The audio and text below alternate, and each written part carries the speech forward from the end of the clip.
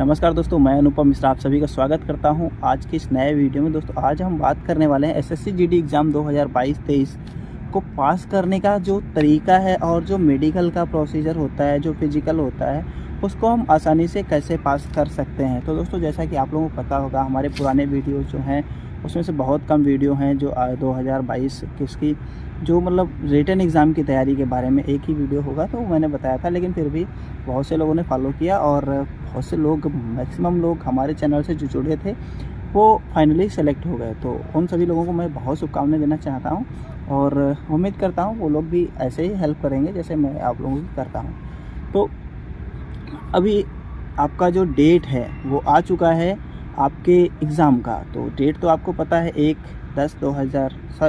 10 जनवरी 2023 से लेकर के 14 फरवरी 2023 तक जो आपका एग्ज़ाम है वो एग्ज़ाम होना है। तो आप लोगों को एग्ज़ाम के बारे में तो पता होगा, जो एग्ज़ाम का मेथड होता है वो कंप्यूटर बेस्ड एग्ज़ाम होता है।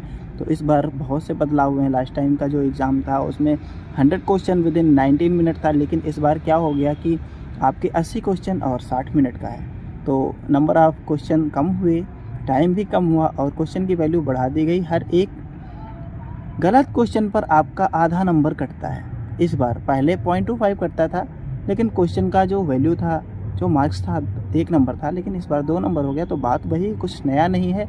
लेकिन अब आप लोगों के सामने एक बहुत सा मतलब कन्फ्यूज़न भरा होगा। जो भाई लोग पहले एग्ज़ाम दे चुके हैं उनको तो पता ही होगा जो एग्ज़ाम का लेवल है कैसा रहता है, और जो लोग नए लोग हैं उनको थोड़ा सा इसके बारे में आइडिया नहीं। प्रैक्टिस सेट में सॉल्व करना और एग्ज़ाम हॉल में सॉल्व करने में बहुत बड़ा अंतर होता है।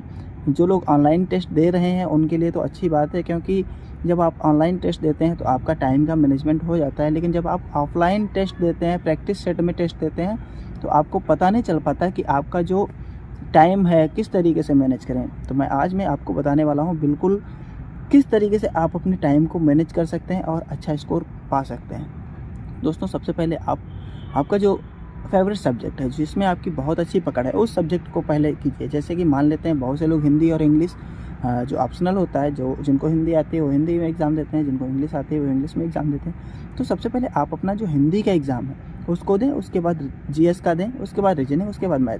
क्योंकि जो मैथ का क्वेश्चन होता है वो थोड़ा कैलकुलेटिंग होता है। अगर आप कैलकुलेशन में फंस जाएंगे तो कब आपका 60 मिनट हो जाएगा आपको पता भी नहीं चलेगा। और सेम कंडीशन रीजनिंग में भी होती है, क्योंकि रीजनिंग में हर एक क्वेश्चन तो ऐसा नहीं होता है। मैक्सिमम क्वेश्चन तो मैथ जैसे होते हैं। मैथ उसमें भी कैलकुलेशन की ज़रूरत होती है, चाहे कोडिंग हो, चाहे कुछ भी ब्लड रिलेशन हो, कुछ भी हो, कोई भी चैप्टर हो, तो उसमें आपको दिमाग थोड़ा ज़्यादा ही लगाना पड़ता है। लेकिन हिंदी में क्या है कि आपने पढ़ा तुरंत ही उसका आंसर दे दिया। सेम ऐसा ही होता है जीएस में। तो अगर मैं बात करूं सेफ़ स्कोर, तो सेफ़ स्कोर तो भाई डिपेंड करता है आपकी कैटेगरी, आपके एरिया और आपके स्टेट पर। जैसे आप अगर यूपी से हैं, एमपी से हैं, राजस्थान से हैं, बिहार से हैं, उत्तराखंड से हैं, तो आपको तो लास्ट टाइम का कट ऑफ तो पता ही होगा। इतना ज़्यादा हाई कट ऑफ गया था जिसकी वजह से बहुत सी जगह पे फाइनल सिलेक्शन में 12-12 नंबर तक की कट ऑफ बढ़ गई। ओवरऑल बात करें तो फिर 60 प्लस ही 70 प्लस, तो 70 तक यूपी, एमपी, राजस्थान, बिहार, जो भी स्टेट हमने बताए इनका तो कट ऑफ जाता ही जाता है। तो ऐसे में जो लोग 80 का 70% लगभग 56 क्वेश्चन, लगभग 60 क्वेश्चन सही करेंगे, 120 नंबर तक लाएंगे, उनका सिलेक्शन हो जाएगा। अब मैं बात करूँ नॉर्थ ईस्ट में जो स्टेट आते हैं, चाहे वो त्रिपुरा, मेघालय, मणिपुर, नागालैंड, अरुणाचल प्रदेश, असम और वेस्ट असम को छोड़ करके, तो ये असम में थोड़ा कट ऑफ का थोड़ा ज़्यादा जाता है।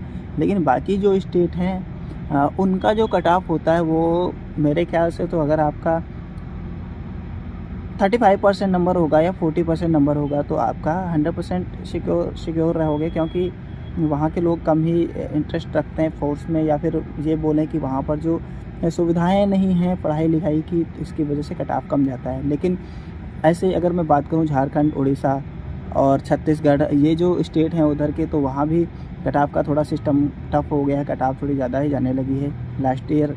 इस बार की कट ऑफ को देखेंगे तो आपका अंदाज़ा लगाना ही लग जाएगा, क्योंकि इस बार का जितना फाइनल कट ऑफ है लगभग आपको उससे थोड़े ज़्यादा ही नंबर लाने होंगे आपके सिलेक्शन के लिए। तो अभी आप लोगों के मन में ख्याल आ रहा होगा, यार इतना कम टाइम है तो हम ऐसे टाइम में कैसे पढ़ें। तो दोस्तों एक वीडियो हमने पहले भी अपलोड किया था, मैं फिर से आप लोगों को बता रहा हूँ कि अगर आप लोग आपका जो फेवरेट सब्जेक्ट है, आप अपने हर एक सब्जेक्ट को अच्छा नहीं कर सकते, लेकिन जो आपके फेवरेट सब्जेक्ट हैं, जैसे आपका अगर हिंदी है, रीजनिंग है, मैथ है या फिर जीएस है, इनमें से जो 3 सब्जेक्ट हैं, मैथ, रीजनिंग और हिंदी, तो या फिर जो इंग्लिश देते हैं उनके लिए इंग्लिश, इनमें आपका जो स्कोरिंग है आप बहुत अच्छा स्कोर कर सकते हैं। इसके लिए आप टेक्स्ट बुक है या रोजगार विद अंकित या बहुत से ऐसे आजकल आपको बहुत से टेस्ट ऑनलाइन मिल जाएंगे जिससे आप अपना स्कोर इम्प्रूव कर सकते हैं। तो दोस्तों, यही मैं कहना चाहता हूं कि जो आपके फेवरेट सब्जेक्ट हैं उनमें अच्छे मार्क्स लाएं, और जो आपका वीक पोर्शन है तो उसमें अगर आप एवरेज मार्क्स लेके आएंगे तो आपका जो सिलेक्शन है वो बहुत ही ज़्यादा चांस होते हैं आपके सेलेक्ट होने का। उसके बाद बात रही जैसे आपका जैसे आपका रिटन एग्ज़ाम कंप्लीट हो जाएगा 14 तारीख में, उसके बाद आपका जो रिटन एग्ज़ाम का रिज़ल्ट मेरे ख्याल से तो मार्च लास्ट तक आ ही जाएगा। और मार्च लास्ट तक रिज़ल्ट आने के कुछ दिन बाद आपका जो फिज़िकल होगा, जैसे कि फ़िज़िकल में बात करें मेल कैंडिडेट का तो वही 5 किलोमीटर 24 मिनट में, और चेस्ट की बात करें तो यही 80 to 85, फिर कैटेगरी वाइज अलग रिजर्वेशन होता है। फीमेल का बात करें तो 1.6 किलोमीटर, जो भी उनका है, जो भी रेस का सिस्टम है वो उनका आप नोटिफिकेशन में बहुत अच्छे तरीके से देख सकते हैं। तो उसके बाद आपका फ़िज़िकल कंप्लीट होगा। अब फिज़िकल में बहुत से लोग होते हैं जिनका क्या बोलें कि वेट बहुत ज़्यादा होता है या फिर वो अच्छे से रनिंग नहीं कर पाते। तो दोस्तों, मैं उन लोगों को बता दूं जिनका रनिंग बहुत ही पुअर है, वो चाहें तो अभी से रनिंग स्टार्ट कर सकते हैं अगर चाहें। इतना कंपलसरी नहीं है, क्योंकि रनिंग को कम से कम टाइम में भी आप अपने तरीके से उसको कवर कर सकते हैं। बस ज़रूरत होती है आपको मेहनत की और सही गाइडलाइन की, अच्छे से डाइट की। तो यहाँ पर मेडिकल जो आपका फ़िज़िकल होता है, फ़िज़िकल का कुछ कंप्लीट हो जाएगा जुलाई अगस्त तक। उसके बाद सितंबर अक्टूबर में आपका मेडिकल के बारे में हमने आज इस बार बहुत से लाइव सेशन किए थे, बहुत से वीडियो बनाए थे। अगर आप लोग चाहें तो थोड़ा बहुत आके देख सकते हैं, लेकिन अभी ज़रूरत नहीं लगती मुझे। फिर भी अगर आपको लगता है तो आप वहाँ पर हमारे चैनल के वीडियोज़ में जा कर के आप वहाँ से देख सकते हैं कि मेडिकल कैसे होता। ओवरऑल बहुत से लोगों ने मेडिकल पास किया, और कुछ अगर जो भाई लोग रीमेडिकल में आए थे उनका रीमेडिकल की तो उनके रीज़न कुछ अलग अलग थे। किसी को वेरिकोस वेन था तो किसी को वेरिकोसिल, किसी के हाथ में कैरी एंगल था, ऐसे बहुत से अलग अलग रीज़न थे। किसी बीपी में रीमेडिकल मिला था। तो मैंने उनको अपनी तरफ से बेस्ट नॉलेज दिया, अपना अच्छा सा गाइडेंस दिया, जिसमें रीमेडिकल में भी अप्रॉक्स 90% जो हमारे ग्रुप के, जो हमारे साथ के लोग थे वो पास हुए। फिर आपका यहाँ पर जो प्रोसीजर होता है वो पूरा कंप्लीट हो जाता है। तो ये नवंबर अक्टूबर तक आपका मेडिकल के बाद 1-1.5 महीना के अंतर्गत आपका जो फाइनल रिजल्ट, उसके बाद लास्ट दिसंबर तक या थोड़ा उससे पहले आपका जो ज्वाइनिंग है 2023 का ऐसा हो जाएगा, ऐसा एक्सपेक्टेड है। तो इन सब तक पहुंचने के लिए सबसे पहले आपको अपना जो रिटन एग्ज़ाम है उसको क्लियर करना पड़ेगा। उसके बाद स्टेप बाय स्टेप आप अपना फिज़िकल मेडिकल क्लियर कर सकते हैं। तो जो मैं बात करूं किताबों की, तो दोस्त आपके लिए किताब जो आपके नियर बाई पब्लिकेशन, जैसे मैथ की बात करूं तो RS अग्रवाल और SD यादव, ये बहुत अच्छी किताबें हैं। और रीजनिंग के लिए आप किरण की बुक ले सकते हैं, और हिंदी के लिए अरिहंत की, या फिर उसमें भी किरण बहुत से प्रकाशन आते हैं वे।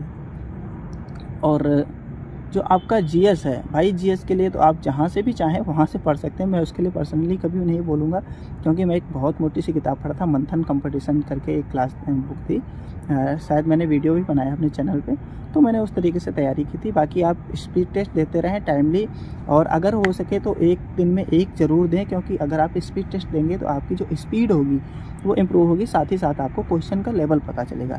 तो दोस्तों, आज के इस वीडियो में हमने आपको बताया कि किस तरीके से आप SSC GD क्वालिफाई कर सकते हैं। फिर भी अगर आपका किसी भी प्रकार से कन्फ्यूजन है तो आप हमें कमेंट कर सकते हैं, और हमारे टेलीग्राम ग्रुप को ज्वाइन कर सकते हैं, जिसमें अप्रॉक्स 1000 जो लोग हैं वो ऑलरेडी सिलेक्टेड हैं। तो ज़रूर वो आपकी हेल्प करेंगे। मिलते हैं एक नई जानकारी के साथ नए वीडियो में, तब तक ले जाएँ। जय भारत।